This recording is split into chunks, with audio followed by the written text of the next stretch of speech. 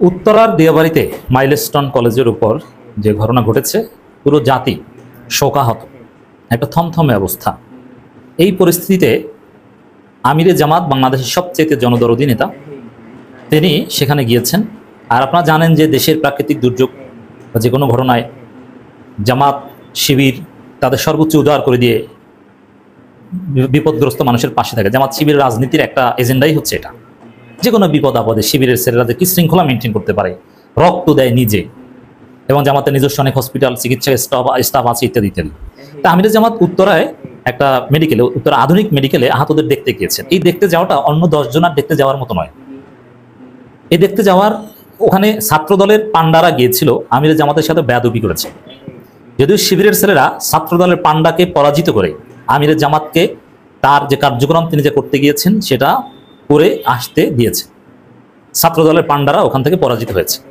কিন্তু আমার কথা স্পষ্ট, ছাত্র দলের সভাপতি সহ যারা আমিরে জামাতের মতো একজন জনদরদী নেতার সাথে বেয়াদবি করেছে,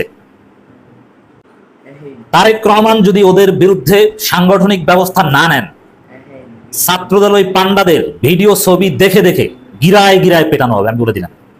আপনার কি মনে করছেন আমরা শুধু বলি? না, আমিরে জামাতের সাথে বেয়াদবি রাজনৈতিক সমালোচনা হতে পারে, আমিরে জামাতকে নিয়ে ব্যঙ্গচিত্র করতে পারে। এই ছাত্রদলের পান্ডারা ভিডিও বানিয়েছে আমিরে জামাতকে নিয়ে, কি অসুস্থ হয়ে পড়েছে সেটা, যে ওরাও এরকম অভিনয় করে, অসুস্থ হয়ে পড়ে, তারপরে মানে ব্যঙ্গ করেছে, ট্রল করেছে। এটাও করুক, এটা অনলাইনে গালি দিক, সমালোচনা করুক, রাজাকার বলুক, বাক স্বাধীনতা আছে। আমিরে জামাতকে অসুস্থ হওয়ার ঘটনায় নাটকবাজ বলুক, আমরা এটাও মানব। এগুলো বিএনপি বলে, রাজনীতি এটাই, একে অপরের বিরুদ্ধে বলে। আমরা তারেক রহমানের বিরুদ্ধে বলি, শায়েখে চরমনাই তারেক রহমানের বিরুদ্ধে বলেন। কিন্তু যদি শায়েখে চরমনাইয়ের সাথে আর তারেক রহমানের সাথে দেখা হয়, দেখবেন যে দুইজনকে বুকে জড়িয়ে ধরেছে, সালাম দিয়ে সর্বোচ্চ সম্মান দেখাবে। এটাই রাজনীতি, এটাই মানবিকতা, এটাই হিউম্যান নেচার। যে রাজনীতিতে প্রতিযোগিতা থাকবে, গালাগালিও থাকবে, কিন্তু যখন দেখা হবে দুইজন দুইজনকে জড়িয়ে থাকবে, সর্বোচ্চ সম্মান।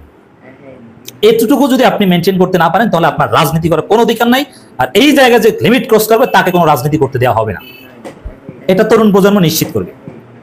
শেখ হাসিনা খালেদা জিয়ার মধ্যে ঝগড়া ছিল, কত কিছু ছিল, তারপরও যুগ যুগ ধরে সেনাকুঞ্জে যখন বছরে একদিন নভেম্বরে শেখ হাসিনা এবং খালেদা জিয়ার সাথে সাক্ষাৎ হতো, তখন দুইজনের সাথে হৃদ্যতাপূর্ণ বক্তব্য হতো না, কথা হতো না, কুশল বিনিময় হতো না। জামাতের সাথে আওয়ামী লীগের যে কি খারাপ সম্পর্ক ছিল, তারপরও আওয়ামী লীগ জামাতের নেতাদের যখন সাক্ষাৎ হতো, তখন হৃদ্যতাপূর্ণ আচার আচরণ আমরা দেখেছি না? এটা একদম মিনিমাম, বেসিক। কিন্তু ছাত্র দলের এই অশিক্ষিত গণ্ড মূর্খগুলো এতটাই নিচে নেমে গিয়েছে যে আমিরে জামাত, যাকে খালেদা জিয়া নিজে আলাদাভাবে রেসপেক্ট করেন, তারেক রহমান আলাদাভাবে রেসপেক্ট করেন, তার সাথে ছাত্র দলের ছেলেরা বেয়াদবি করেছে। ওখানে উপস্থিত শিবির নেতাকর্মীরা জানিয়েছে, ঢাকা মহানগর উত্তর বিভিন্ন শাখার শিবিরের নেতাকর্মীরা। একজন নেতার বক্তব্য আপনাদেরকে শোনাচ্ছি। আমিরে জামাত উত্তরা আধুনিক মেডিকেলে আহতদের দেখতে গেলে ছাত্র দলের নেতাকর্মীরা আমিরে জামাতের সাথে অসৌজন্যমূলক আচরণ করে এবং তাকে মেডিকেলে ঢুকতে বাধা দেয়।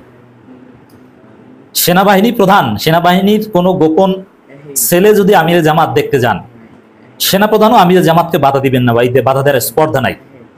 বর্তমান রাজনীতির বাস্তবতায় এতটা গুরুত্বপূর্ণ আমিরে জামাত। সেখানে হ্যাঁ, আমি বিস্তারিত আসছি। সেখানে ছাত্র দলের পান্ডারা আমিরে জামাতকে বাধা দিয়েছে, অসৌজন্যমূলক কথা বলেছে। অতএব আমরা বলছি এই আলোচনার মাধ্যমে, মির্জা ফখরুল, তারেক রহমান, খালেদা জিয়া যদি ওই পান্ডাদের চিহ্নিত করে সাংগঠনিক এবং আইনি ব্যবস্থা, আইনি ব্যবস্থা এটা হবে না আমরা জানি, কারণ ফৌজদারি অপরাধ পর্যন্ত যায়নি, এটা বেয়াদবি পর্যন্ত। এজন্য সাংগঠনিক ব্যবস্থা যদি না নেয়, ওদের ছবি চিহ্নিত করে কোন ব্যবস্থা নিতে হয়, জামাত শিবিরের সাংগঠনভুক্ত লোকজন এটা করবে না। আমরা যারা সংগঠন করি না, কোনো দল করি না, এই সব বেয়াদবদেরকে কিভাবে শায়েস্তা করতে হয়, জনগণ শায়েস্তা করবে, জেনজি শায়েস্তা করবে, তরুণ প্রজন্ম শায়েস্তা করবে। ওদের কপালে বিপদ আছে। এটা স্বাধীন বাংলাদেশ, এটা কোনো বেয়াদবদের বাংলাদেশ না। এটা তারুণ্যের রক্তের উপর ভিত্তি করে জামাত শিবির সাদিক কায়েমদের প্ল্যানের ভিত্তিতে, পরিকল্পনায়, মেটিকুলাসলি ডিজাইন হাসিনা পতন আন্দোলনের ফলে প্রতিষ্ঠিত এই নতুন বাংলাদেশ। এখানে আমিরে জামাতের সাথে কোনো বেয়াদবি সহ্য করা হবে না।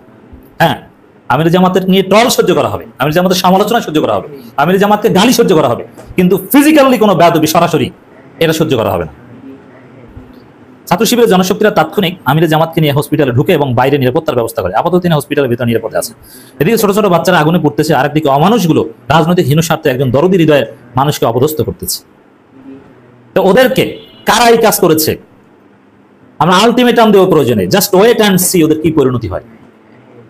দর্শক, আমিরে জামাতের মতো একজন জনদরদী নেতা আছে বাংলাদেশের। এখন বলবেন যে ওখানে গেছে কেন? আচ্ছা, ওইখানে যাওয়াটা ঢোকা, ছাত্রদল সভাপতি গেছে কেন তার কাছে? আর ওখানে যাওয়া ঢোকা দেখতে যাওয়া বা এগুলো নিয়ে কোনো রেস্ট্রিকশন যদি থাকে, এটা হসপিটাল কর্তৃপক্ষ, সেনাবাহিনী, আইন শৃঙ্খলা রক্ষাকারী বাহিনী তারা নিয়ন্ত্রণ করবে যে না এখানে অমুক ঢুকতে পারবে পারবে না। ছাত্রদল কোন চ্যাটের বাল বাংলাদেশে? ওরা তো চান্দাবাজ, ওরা তো গাঞ্জাখোর, ওরা তো ধর্ষক, ওদের মতো ব্যাপকরা। ওখানে কি ওরা কি কোনো জনগণের জন্য কোনো কাজ করে? ওখানে ওদের কি কাজ? ওখানে কি চান্দাবাজি করতে গেছে যে এক একটা অ্যাম্বুলেন্সের কাছ থেকে 100 টাকা করে চান্দা নেবো এই জন্য গেছে?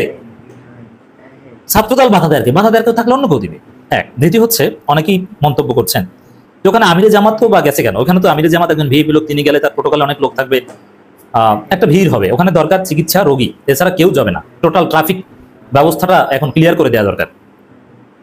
আচ্ছা, আমিরে জামাত আর অন্যান্য লোকের ভিড় করা এক নয়। মনে রাখতে হবে যে বাংলাদেশের চিকিৎসায়, মানবিক কাজে জামাত ইসলামের শিবিরে আলাদা ট্রেনিং রয়েছে।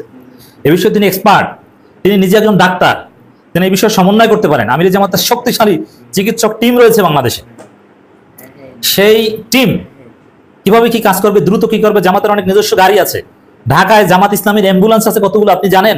জামাতের নিজের টাকার অ্যাম্বুলেন্স, করোনার সময় দেখেছেন না, অ্যাম্বুলেন্স কিনে দিয়েছে, লাশের গাড়ি, কত কিছু। তিনি ওখানে আমিরে জামাত দেখতে, পলিটিক্যাল শো আপ করতে যাননি।